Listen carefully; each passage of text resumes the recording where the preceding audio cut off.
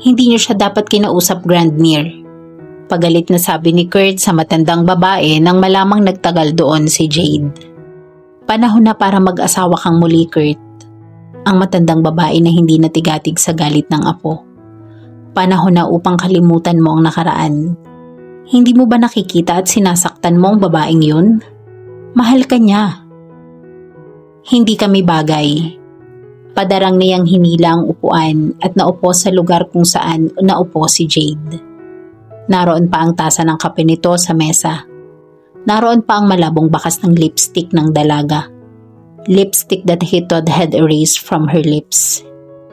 He touched the rim of the cup then angrily rubbed the lipstick off. Kailan ba hindi bumagay ang krema sa kape, apo? Naaaliw na sabi ng matanda sabay ng pagtaas ng kilay sa ginawa ng apo. Kung masarap ang krema sa instant na kape ngayon, ay di lalong higit sa kapeng barako, hindi ka? Hanggang saan ang sinabi niyo sa kanya? He raised a grim face to his grandmother. Hanggang doon lamang sa bahaging alam ko tungkol kay Elaine. Kung ang ibig mong tukuyin ay ang tungkol sa pagkatao mo'y hindi ko yon sinabi. Ikaw lamang ang maaaring magsabi niyon. Pinandidirihan niya ako. Ikinulong nito ang ulo sa mga palad. Pag nangyari yo'y hindi siya ang babaeng para sa'yo. Walang dahilan upang mahalin at ibigin mo siya. Formal na pahayag ng matandang babae. At ngayon pa lamang ay alamin mo na iyon kaysa pinahihirapan mo ang sarili mo. Mas madaling kalimutan ang babaeng walang kwenta. Nag-angat siya ng mukha sa abuela. Hindi ba ninyo alam kung gaano kayaman ang babaeng yon? Ano ang maaari kong ialay sa kanya? Estupidong lalaki, wika ng matanda. Ikaw na rin ang may sabing hindi mata pobre ang mga Fortalejo. At saka bakit kailangang masinda ka sa yaman nila? Yun ba ang habol mo upang mahalin si Jade? Alam niyo ang sagot dyan. Gano'n naman pala, inilaban ka niya sa pamilya niya. Patunayan mong karapat-dapat ka. Grandmere, napakadaling sabihin. He groaned agonizedly. Subalit alam niyong higit kong kinatatakutan ang maaaring maging reaksyon ni Jade sa pagkatao ko. Huminga ng malalim ang matanda. Hindi lahat ng mga babae tulad ni Elizabeth at Elaine Kurt. At kung naduduwag kang ipakipagsapalaran ang magiging bunga ng pagtatapat ay nasa iyo yun. Mamamatay kang hindi mo alam kung ano ang magiging pagtanggap ni Jade doon. Isang linggo matapos ang pag-uusap na iyon ay dumating ng Kristen Cement si Kurt. Inilapag nito ang calling card sa harap ng sekretarya ni Bernard. Matagal lang nagretiro si Andrea. Gusto kong makausap si Bernard Fortalejo. Nag-angat ng paningin ng sekretarya. May appointment ho ba kayo? Hindi ko kailangan ng appointment. Mariing sabi nito. Gusto ko siyang makausap sa ayaw at sa gusto mo. Bahagyang lumanok ang sekretarya. May directors meeting sa loob ang mga boss. Maaari ba kayo maghintay? Walang kibong tinungo nito ang bench at naupo. Dinampot ang periodiko upang abalahin ang sarili. Subalit hindi ba man ito nakakapagbuklat ng 2 pahina ay bumukas ang silid ni Bernard. Rosalie? Bungad nito. Pakitawagan mo nga si Mr. Lacson, sabihin mong parating na natuon kay Kurt ang mga mata nito. Nagdilim ang anyo ni Bernard. Anong ginagawa mo rito? Tumayo si Kurt. Galing ako sa Christine Steele. May meeting daw dito ang board. Gusto kitang makausap lalo na si Marco. Para ano? Gusto mong dito ko sabihin? Nilingan nito ang empleyado at iba pang naroroon. Binalingan ni Bernard ang sekretarya. Postpone my meeting with Mr. Lacson. Ikaw ang bahalang magpaliwanag. Yes, sir. Nang pumasok uli si Bernard ay kasunod na si Kurt. Sa silid nito ay bukas ang adjacent door na siyang conference room. Nagtayuan na ang ibang mga naroroon. Ibig sabihin tapos na ang meeting. Nagulat pa si Marco nang makita siya. Anong ginagawa mo rito? Lumatay ang galit sa mukha ni Marco. Alam kong matapang ka. Baliwala sa iyo ang pumatay ng tao. Pero hindi ko akalaing magagawa mong makipagkita pa sa akin pagkatapos ng ginawa mo sa anak ko. And if Bernard failed to kill you, tutuluyan kita. Sanay akong umapak sa teritoryo ng kaaway, Marco. Ganti ni Kurt. Oh well, mauuna na kami, Marco Bernard, ang ibang miyembro ng board na kumaway at lumabas na. Hindi gustong mapagitna sa personal na alitan. Naiwan ang buong pamilya. Naroon din si Nathaniel, Sandro at si Margarita na ang mga matay pare-parehong nakatuon sa bagong dating. If you want to talk to me, ani ni Bernard sa malamig na tono, you might as well talk to the rest of my family. Kurt groaned silently. Ang buong akala niya ay ang dalawang lalaki lang ang makakaharap. Hindi kailanman siya natakot sa maraming panganib na kaugnay ng trabaho niya. Subalit sa harap ng mga ito ay gustong manginig ng mga tuhod niya. Lahat ng mga matay ng uuri. Ang 4 na malalaking lalaki tila handang paulanan siya ng bala anumang sandali. Ang kaisa-isang babae walang imik na hinagod siya ng tingin mula ulo hanggang paa. Ikaw ba ang Kurt Lapierre? Si Margarita. Yes ma'am.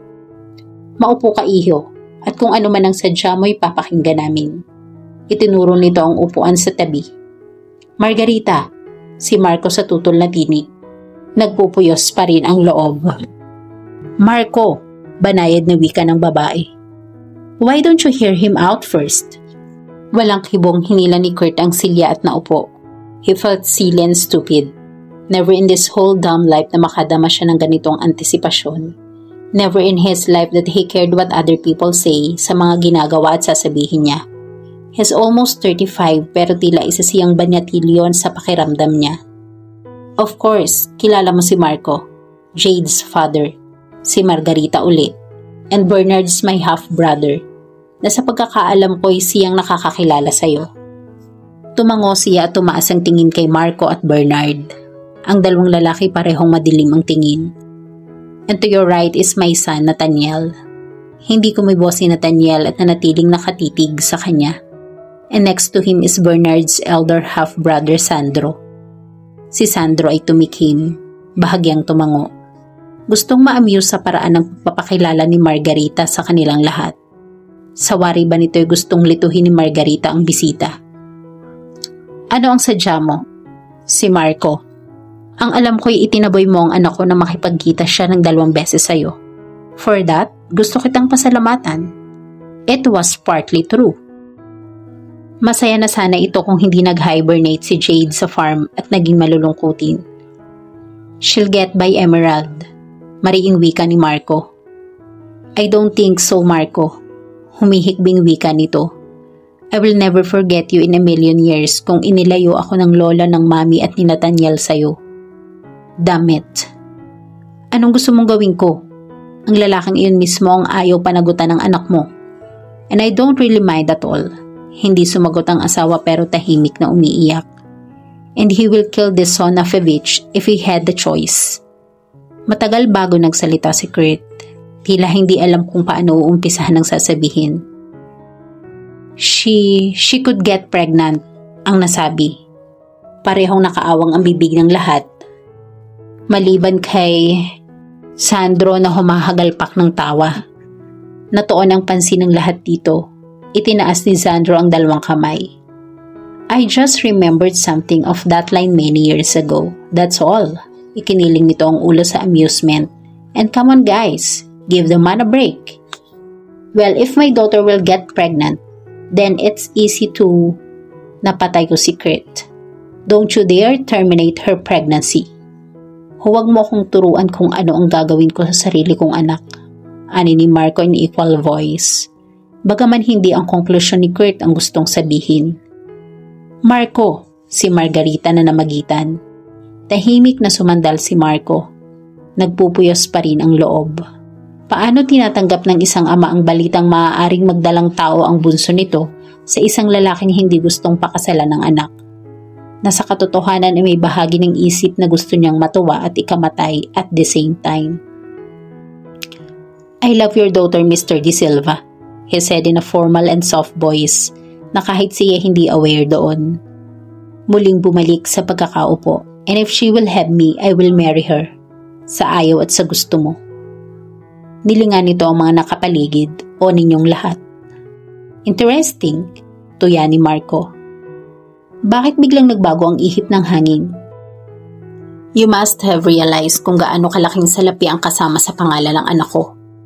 Bigla ang formalidad at kababaan ng tinig ay nahalinhina ng paninikit ng mga mata. Fuck you. Napangiwi si Margarita roon. Ang mga lalaki tahimik na nakamasid. Si Sandro ay hindi maiwasang hindi mapangiti. Nakikita ang sarili sa lalaki maraming taon na ang nakalipas.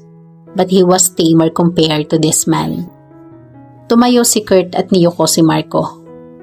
May palagay akong walang silbi ang pag-uusap na ito. Ganon pa man, gusto kong malaman mo, ninyong lahat nakakausapin ko si Jade sa gusto o hindi ninuman. Inilipat nito ang tingin kay Bernard. Higit kanino man alam mong kaya kong gawin yon, saan nyo man siya itago. I'll kill you first, Kurt, si Marco uli. Then kill me now, you may be the devil, but you can't stop me. Hamon nito.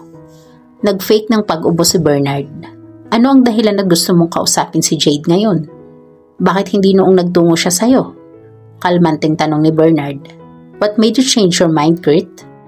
He tense, hindi makasagot. Inikot ang paningin sa lahat ng mga naroroon na pawang naghihintay ng sagot niya. Nanlulumong na upo uli si Kurt. Don't you know? Marahang tanong nito kay Bernard. Hindi mo ba alam kung ano ang papa?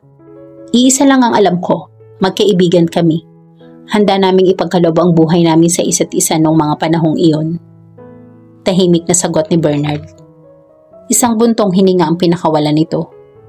I love your daughter, Marco. You must believe that. Nilungon nito ang matandang lalaki.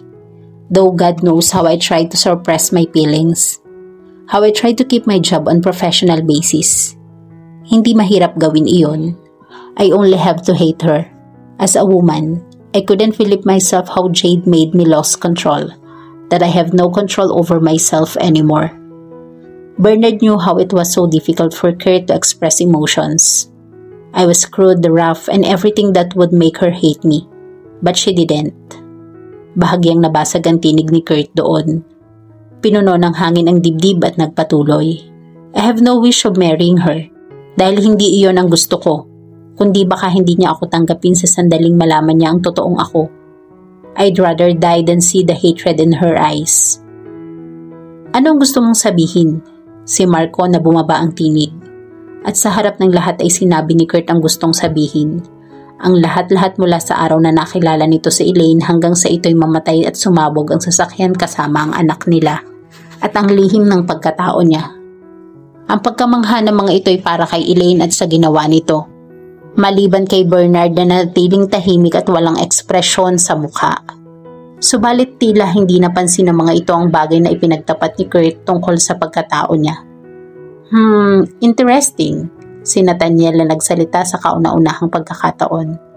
At paano kung ang inaasahan mo'y siyang maging reaksyon ni Jade?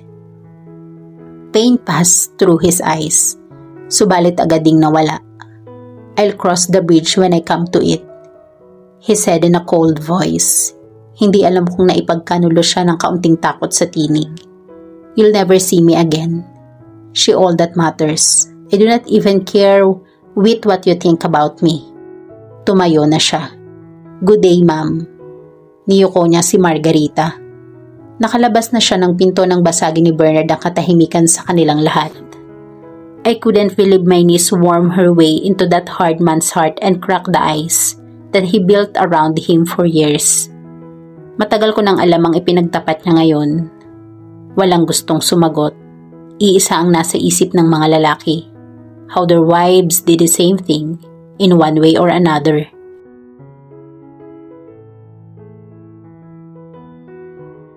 At dito po nagtatapos ang ating kwento. Sabay-sabay po nating abangan ang sunod na kabanata. Maraming salamat po. God bless and stay safe.